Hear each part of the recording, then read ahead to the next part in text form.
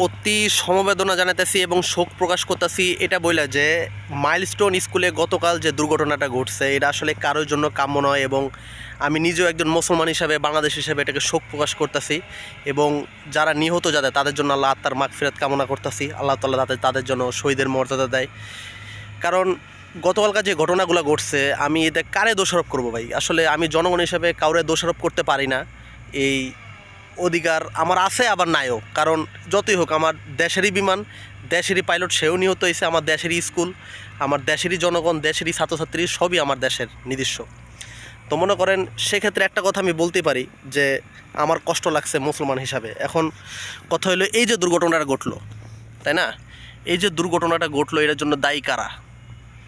যারা বিমানটা চালায় প্রশিক্ষণপ্রাপ্ত, এই প্রশিক্ষণপ্রাপ্ত যারা আছেন অবশ্যই, যারা উনি যিনি পাইলট বিমানটা চালাইতেছিলেন তা সে নাকি মনে করেন বিমানটা শিখতেছিলেন, মানে উনি পুরোপুরি কিন্তু পাইলট হন নাই।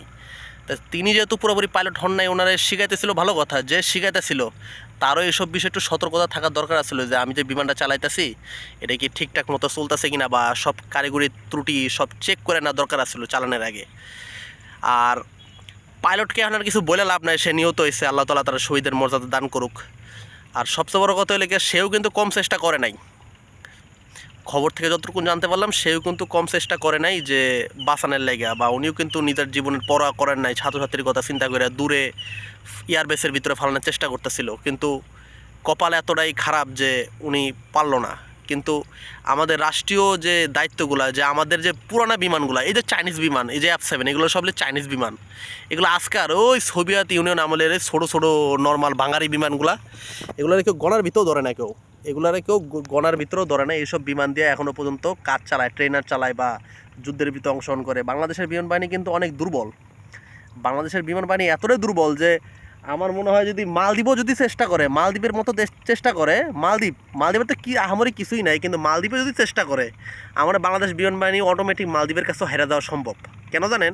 কারণ বাংলাদেশের এমন কোনো বিমান বাহিনী নাই যেটা দিয়ে আমরা প্রতিরোধ করবো, নাই কোনো যুদ্ধ বিমান। ওই কোন আমলের MiG-29 এখন ইঞ্জিন 8টা নষ্ট, 16টার ভিতরে 8টাই নষ্ট, অব্যবহৃত। আর F7 প্রত্যেক দিন দেখি, আমি যেখানে যাই না কি জন্য, আমি রোডে গাড়ি যাই না, যে মাথার উপর দিয়ে দুইটা করে, মাথার উপর দিয়ে 2-3টা করে দিয়ে F7 বিমানগুলো ঘুরে। এর মধ্যে কালকা তো একটা বিধ্বস্তি হলো। তো এই বিষয়গুলো আমার ভিতরে মাথা ছাড়া দেয় বিষয়গুলো বারবার আমার কাছে, যে এই যে বিমানগুলো বিধ্বস্ত হয়, এই বিমানগুলা অন্যান্য দেশ অবসরে পাঠায় নিছে বহুত আগেই, অনেক আগেই তারা অবসরে নিয়ে নিছে, কারণ এইসব বিমানের কোনো এখন কোনো ভ্যালু নাই, এগুলো জাদু করে স্থান পায়। কিন্তু বাংলাদেশে আমি একটা জিনিস বুঝতে পারি না, কী জন্য এগুলোর নিয়ে এখনও প্রশিক্ষণ দেওয়ায়, কী জন্য এগুলোর নিয়ে রাখছে, মানে শো করার লাগে যে আমাদের বিমান বাহিনী আছে। নামেই বাংলাদেশ বিমান বাহিনী, কিন্তু দুঃখের বিষয় আমাদের কোনো অত্যাধুনিক কোনো যুদ্ধ হেলিকপ্টার নাই, না কোনো অ্যাটাক হেলিকপ্টার আছে, না কোনো যুদ্ধ বিমান ভালো মানের বা চতুর্থ প্রজন্মের, পঞ্চম প্রজন্মের, মানে কিছুই নাই।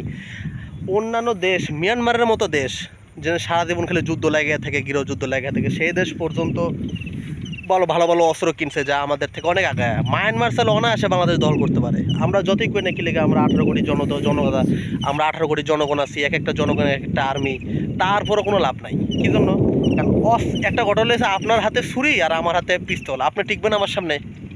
আপনারা 5 জন, আপনাদের জনগণ বেশি, যেমন আমরা 5 জন ছুরি হাতে, আর আমি এই যে অন্যজন খালি একটা পিস্তল নিয়ে আসছে, আপনি 5 জন ওনারে মারার আগে তো 5টা ঠোঁটে করে একটা গুলি মেরে আপনার মেরে লেবো, উইকেট ফেলাই দেবো। তাহলে সেই ক্ষেত্রে আধুনিক অস্ত্রের বিকল্প কিছুই নাই। ঠিক আছে, আমি এটা বলতে চাইতেছি যে আমরা অনেক পিছিয়ে রয়েছি, আমাদের কিন্তু অর্থনীতি মোটামুটি খারাপ না, আমাদের কিন্তু প্রবাসী ভাইরা যেই পরিমাণ টাকা পাঠায় সেই হিসেবে আলহামদুলিল্লাহ আমরা অনেক উন্নত আছি, কিন্তু তারপরেও মনে করেন যে আমরা অনেক পিছিয়ে রয়েছি, অনেক বেশি পিছিয়ে রয়েছি আমরা।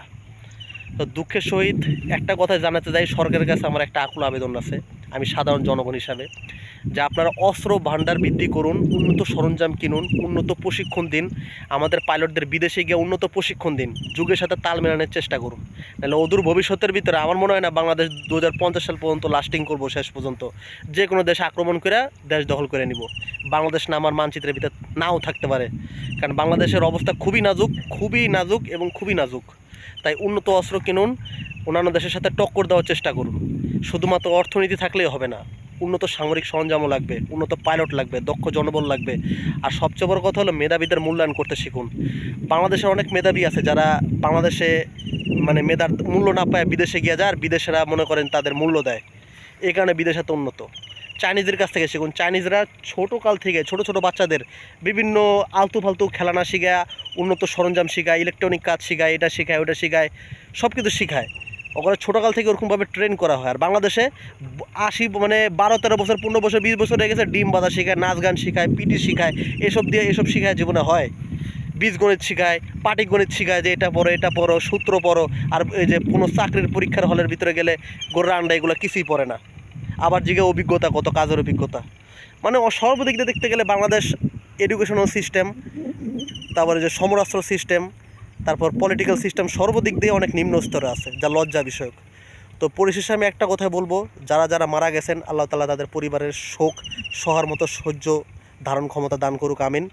আর যারা মারা গেছেন তাদেরকে আল্লাহ তাআলা জান্নাতে নেক জান্নাত নসিব করুক, শহীদি মর্যাদা দান করুক।